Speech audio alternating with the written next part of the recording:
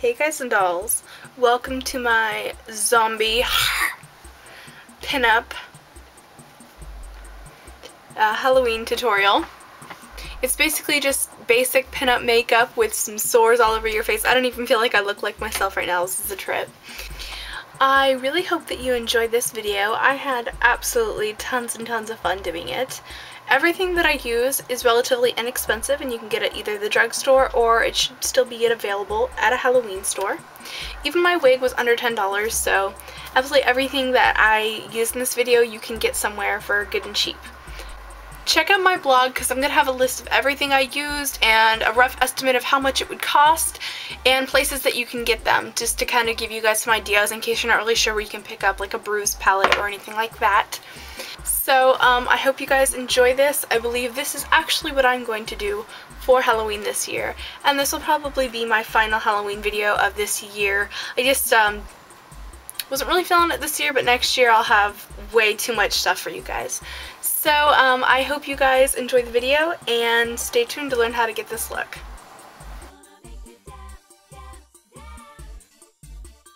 So we are starting this off with some primer for all of our face, and now some concealer. This is actually an inexpensive palette that I got at Walmart from Hard Candy. It's actually called the Nobody's Perfect palette, which is kind of awesome. You could actually skip this step since we're just going to be covering our face and sores, but I wanted to create a perfect canvas for the makeup since we're going from pinup to zombie. You could also use the first half of this video for just a pinup makeup, but you don't have to get too precise with it, which is why I'm just using a little bit of powder foundation instead of liquid or even a fuller coverage powder. Don't forget to cover your eyelids with the powder too, because this will help to even out the skin tone on your eyes.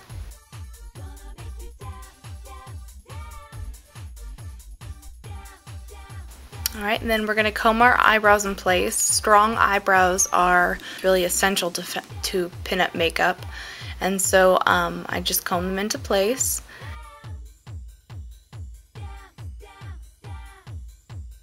And I'm going to darken my brows using the second darkest color in the 88 Matte and Satin palette. I would advise against using black only because black can be a little bit stark.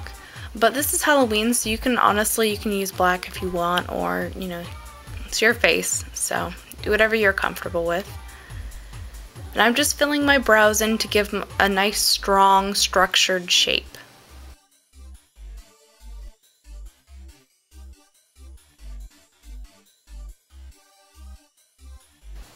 Check to make sure they're even. Now I'm using a contour shade from MAC. It's discontinued, so it doesn't really matter what it is. You use whatever contour that you use on a daily basis, or you can just skip this step. Again, we're just going to be covering up with sores, so in retrospect, this might be an unnecessary step. Alright, prime your lids with your favorite primer. Now we're going to use a light color for a highlight, so you can use whatever is your favorite highlight. Here's some good ones from the 88 Matte and Satin palette. Depending on your skin tone, you could use whichever color works for you. And we're just going to apply that directly under our brow bone. Blend it all the way along down the eyebrow.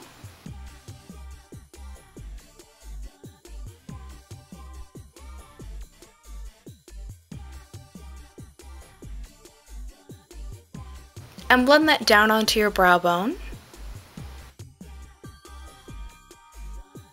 Next, I'm going to start taking some deeper browns from the 88 Matte and Satin palette. Don't forget to tap off the excess color from your brush. And we're just applying that to our crease to define it and make sure that everything looks nice and dimensional. I personally have hooded lids. Even if you have more deeply set eye creases, you could do something different, or you could go ahead and do this. Now we're going to go ahead and take a flesh colored eyeshadow, so just something that's close to your natural skin tone. Again, if you have a darker skin tone than me, which probably most of you do, you can just use whichever one is best for you, or you could also use your face powder for this step. You don't have to use eyeshadow. Now we're going to put on our eyeliner. I'm using a Meiji Velvet Liner pen in black. This one's very easy for me to get a very thin line on my eyes, and I think it's a really good tool for beginners. I've tried a lot of liquid liners that I didn't really care for very much, and I really like this one. But you can use whatever liquid liner that you're comfortable with and do whatever method that you prefer to apply your winged eyeliner. For more information on pinup makeup, I actually have a video on pinup makeup, and I'll go ahead and link you guys to that now in case this was not helpful for you. Alright, I went ahead and applied my eyelashes. I used Red Cherry number 82s. Love these. Now I'm going to apply some mascara on my natural lashes just to blend the two together. Alright, now I'm taking a little bit of a darker brown color. This happens to be dark brown from NYX. And I'm just applying that to my crease just to deepen it up a little bit. The other one was just not quite dark enough for me once I got the lashes on. I wanted a little more oomph. We're going to put some lip balm on our lips. Ready them for when we put on the red lips later. Not that they have to look perfect. Now I'm taking some inexpensive lash glue.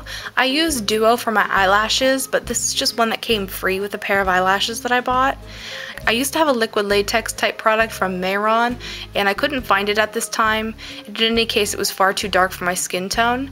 This doesn't quite dry clear. I don't know if it's because it's the inexpensive lash glue, but it dries kind of yellow, but that's fine. It serves our purposes perfectly. So you're just going to apply that in sort of a jagged type shape. And you're going to be kind of smushing it around so that it's not as tight. You want it to kind of spread out to kind of create the look of torn flesh, that it wouldn't just be in a small area, it would kind of expand out and be rotting, of course, because you're a zombie. Now I'm sort of spreading the lash glue or the liquid latex, whatever you're using, out, just so that it will blend in better with my actual skin and give us a nice seamless look. Even though it's going to look rough and haggard on the inside, you want it to kind of blend in with the skin so that it has kind of an authenticity to it.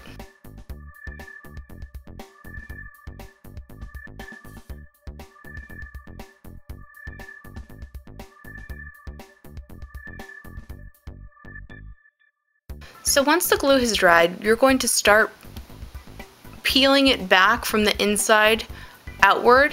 You don't want to make it look too perfect or too round, but you want to get a nice peeled up edge. That way it actually looks inside your skin instead of just on top of your skin.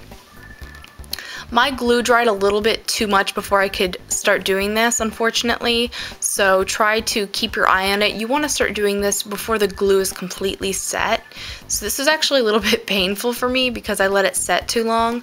I recommend trying this out before Halloween. It wasn't terribly painful, it was just a little, it pulled on my skin a little bit. So again, you want just kind of a jagged shape. You don't want it to be perfect.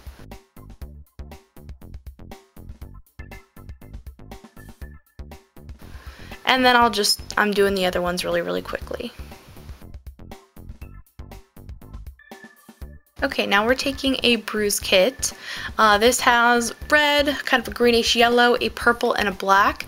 And I'm taking a Taklon brush, which is a synthetic fiber brush, and I'm going to paint the inside of the wound red as though it was, you know, my exposed inner flesh.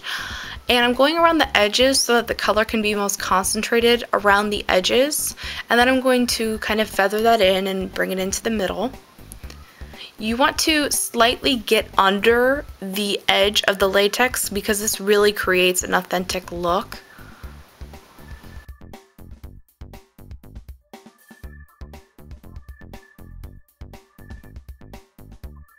And just go all the way around with it and then just sort of blend it into the middle. Don't worry if it looks a little bit patchy or a little bit imperfect. That is exactly what we're going for, is kind of a ragged, jagged, imperfect look, because then it looks a little bit more authentic. Use more red if you need to, of course.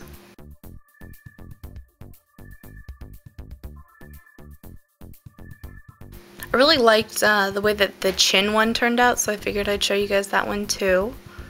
It looks so perfect. Oh, I love it.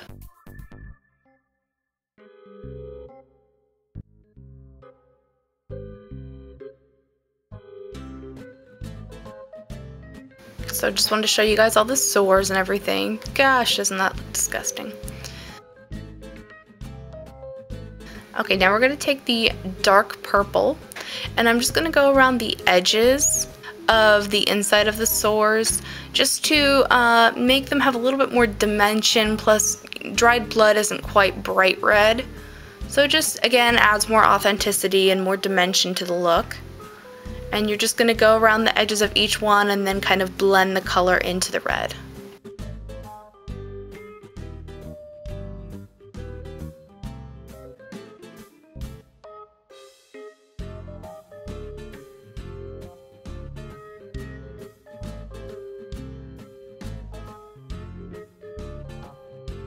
And now you're going to do it to the rest of them. Alright, now we're going to take the greenish yellow color and a different Taklon brush. Again, this is synthetic, so that the cream doesn't really get into the bristles and ruin the brush. And I'm going to go around where the liquid latex, or in this case eyelash glue, is, and I'm just going to paint it that sick greenish yellow color to make it look really infected and gross.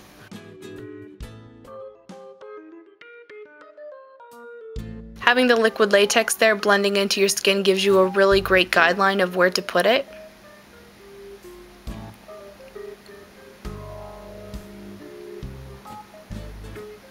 I was just doing a first run through, so I wasn't trying to mix the red or the green very much.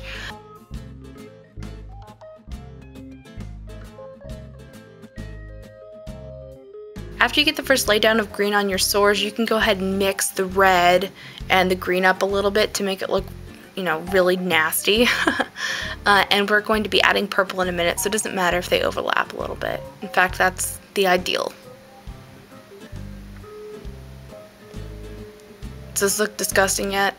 I added a little more purple to the outer edges of the sores just to make them look a little bit more deep and make them look really gross, nasty, and awesome.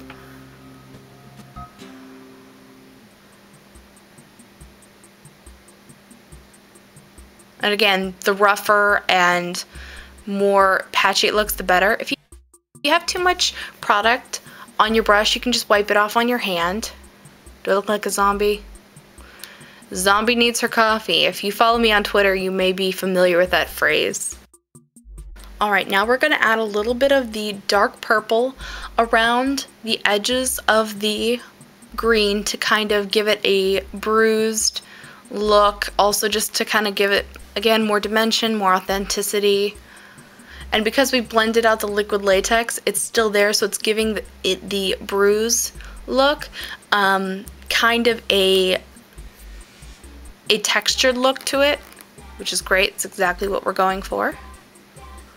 And it kind of gives you a guideline to know how far out you should put the bruise. Of course, you can extend the bruises to the entire face if you want. You can really just have fun with it at this point. Now I'm taking a small latex sponge that I broke in half, and I'm doing a few of the sores with that.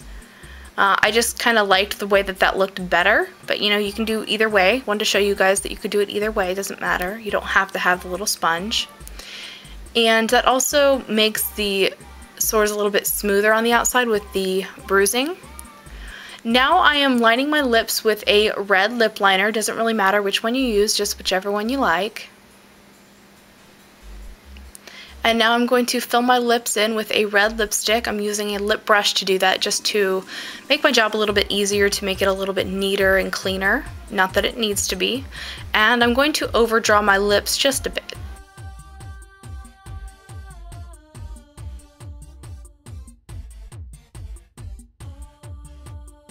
I'm an adorable little zombie. Alright, so I took some of the front sections of the black part of my hair out. The wig that I'm using was a very inexpensive one that I got at Walgreens, and so it falls a little bit short, and so some of my natural hairline shows. So pulling that out is going to enable me to incorporate my hair with the wig, and I'll demonstrate that now. I just pulled those sections back into the part of the wig that was already pulled back. And just kind of tucked them in there and secured it with a bobby pin. And then I continued to arrange my hair just to make it look, you know, like it was really my hair. And yeah, all that good stuff. Had to arrange the bangs quite a bit. They were quite a mess, but you know, it's okay.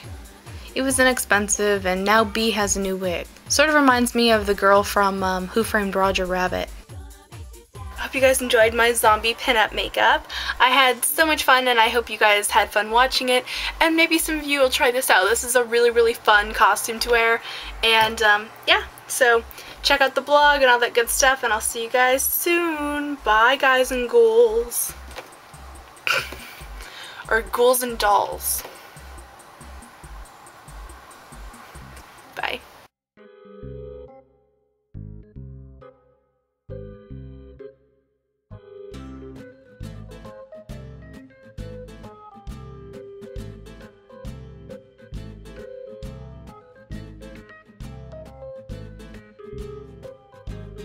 Okay, so I decided to add some fake blood. And I bought some fake blood, but it isn't mouth safe. And I want to be able to put it in and around my mouth. So I got some cherry Kool-Aid and a little bit of sugar and a little bit of water, and I made this kind of mixture that tastes really kind of awful, but hey. And I'm just putting that on my face and letting the blood drip. This is just for taking pictures.